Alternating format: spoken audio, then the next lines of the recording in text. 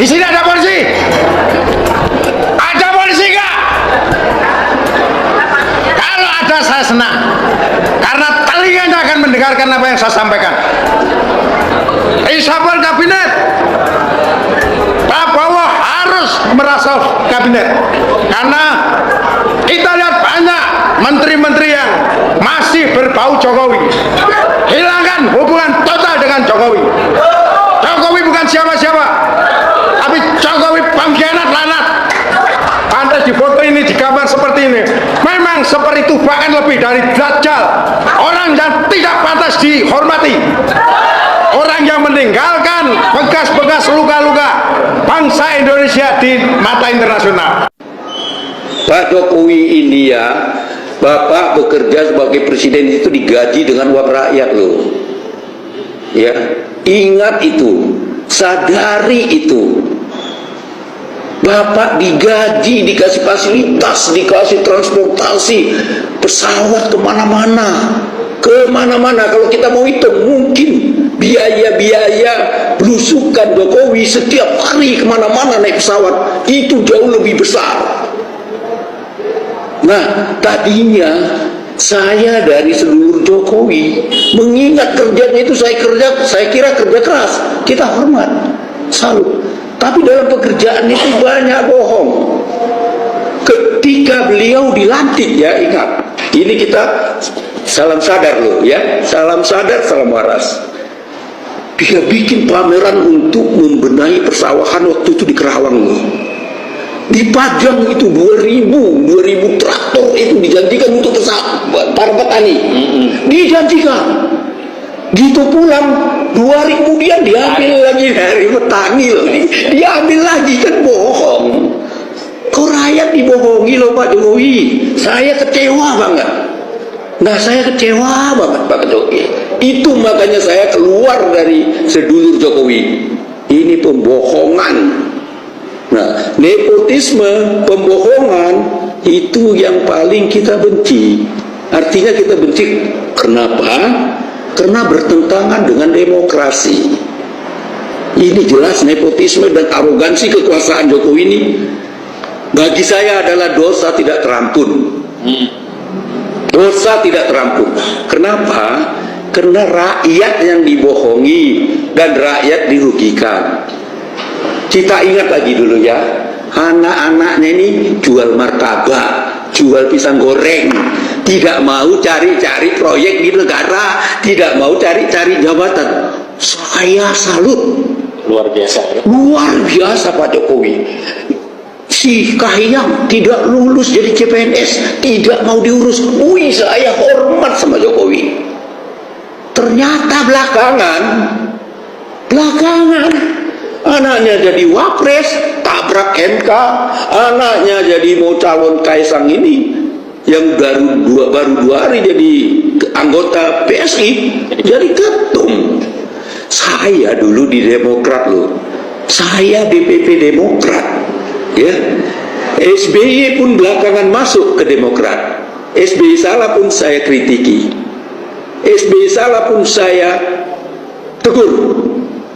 Bahkan saya berani menyatakan, waktu itu saya di Demokrat, saya berani mengatakan SBY sontoloyo banget yuk. Ini orang luar biasa cerdasnya dalam menghadapi orang lain. You nggak bisa melihat mukanya, seperti suka, bisa nggak suka, seperti nggak suka, dia suka.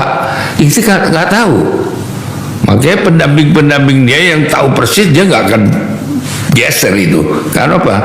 Orang itu mungkin mengerti sekali sifatnya dia. Dan ini presiden. Saya berapa presiden saya ikut, Soeharto saya ikut, ya, Gus Dur saya ikut, Megawati saya ikut, SBY saya ikut, sampai ke ini, sampai ke Jokowi. Dan semuanya ini mempunyai kecirian khas masing-masing. Tapi yang saya lihat, ya, ini memang luar biasa. Punya keistimewaan. Punya keistimewaan. Ini kita nggak boleh munafik, kita nggak boleh.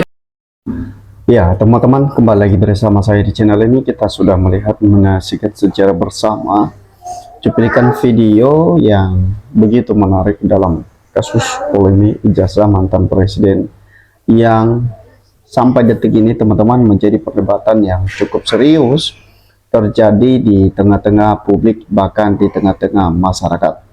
Nah, jadi coba kita beralih dalam beberapa komentar netizen di bawah ini yang menyatakan bahwa Jokowi pengkhianat PKI gaya baru, wajib diadili, pengadilan nggak sanggup, rakyat yang adili. Jokowi udah semua tahu ya, cepat adili, dan presiden kenapa nggak berani? Dari pertama Jokowi berkuasa banyak bohong dan rakyat terhipnotis dengan gaya belusukan dan wajah desonya. Ayo para pembela kebenaran keluar semua, bela negara. Ini dari pembohong dan pengkhianat bangsa. Lindungi NKRI ini. Ya, sama ya, rakyat dulu simpati sama Pak Jokowi karena dari kalangan bawah ya, bahwa banyak yang mendukung, ujung-ujungnya rakus. Ini ciri pengkhianat cabut kewarganegaraan yang usir dari NKRI. Dan hebat, komentar bukan mata kepala negara, jadi mata batinmu, wahai. Ya, kemudian bahwa semua orang tahu, rakyat tahu ijazah Jokowi dan anaknya si Gibran palsu, kok aparat diam saja? Dan Bapak Presiden Pak Prabowo tidak ambil tindakan. Apakah yang mengatasi semuanya ini? Ayo para pembela-pembela kebenaran, keluarlah, suarakan kebenaran. Jangan bohongin seorang Jokowi. Ya, mana Beriwowo mengadili Mulyono. Ya, jadi ganti saja KKN kolusi korupsi nepotisme, masa satu keluarga jadi pejabat. Memang negara ini punya kamu dan keluargamu saja. Kemudian ingat, negara ini punya masyarakat dan seluruh rakyat Indonesia. Saya menghimbau kepada masyarakat dan seluruh rakyat Indonesia untuk pilkada pemilu, DPD, MPR, dan FRI, dan Wapres, Cawapres nanti tidak usah memilih karena tidak amanah dan tidak memberi manfaat membantu pada masyarakat dan rakyat.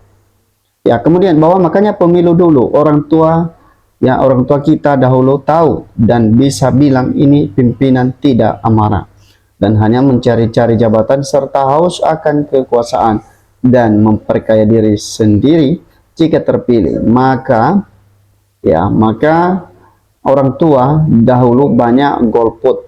Ya, kalau kita berpikir saat ini betul juga pemilu golput yang karena mereka tahu dan bisa membaca wajah-wajah dari calon pejabat-pejabat rakus, haus dan tamak akan kekuasaan, tidak amanah pada masyarakat dan rakyat Indonesia.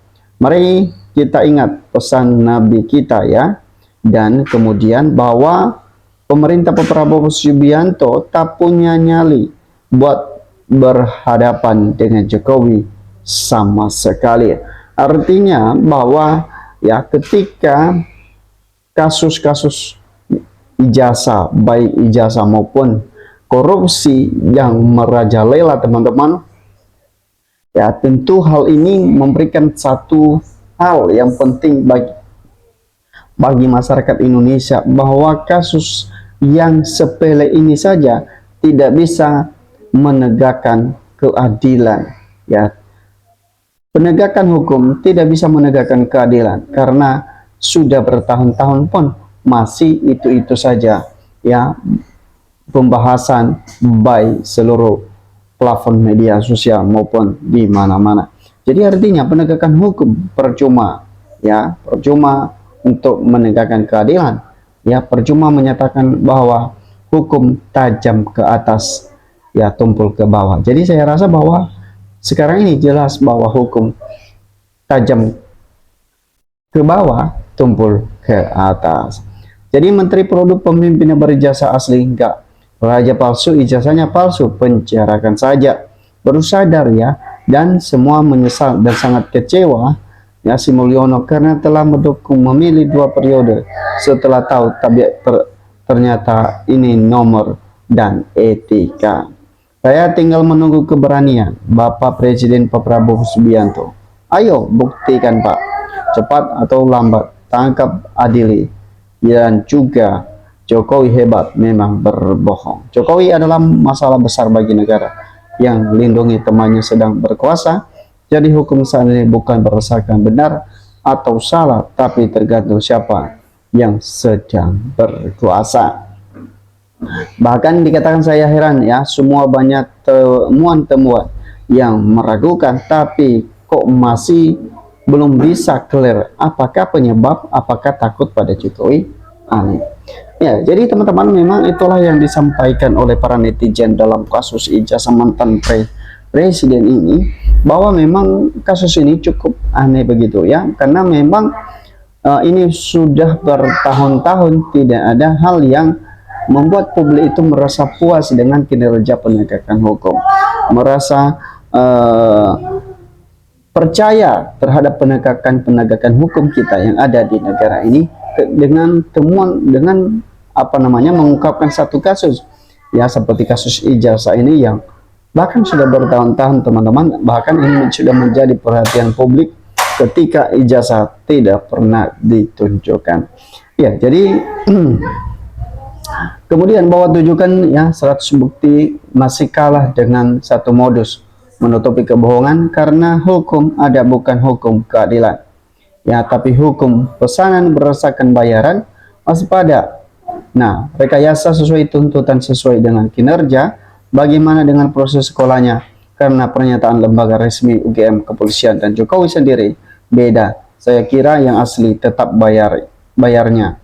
Doa semoga masih ada penegakan hukum yang patuh dan tunduk pada sumpahnya karena takut dosa. Ya, jadi teman-teman, itu saja. Bagaimana menurut Anda? Tanggapan Anda? Sampai ketemu di postingan.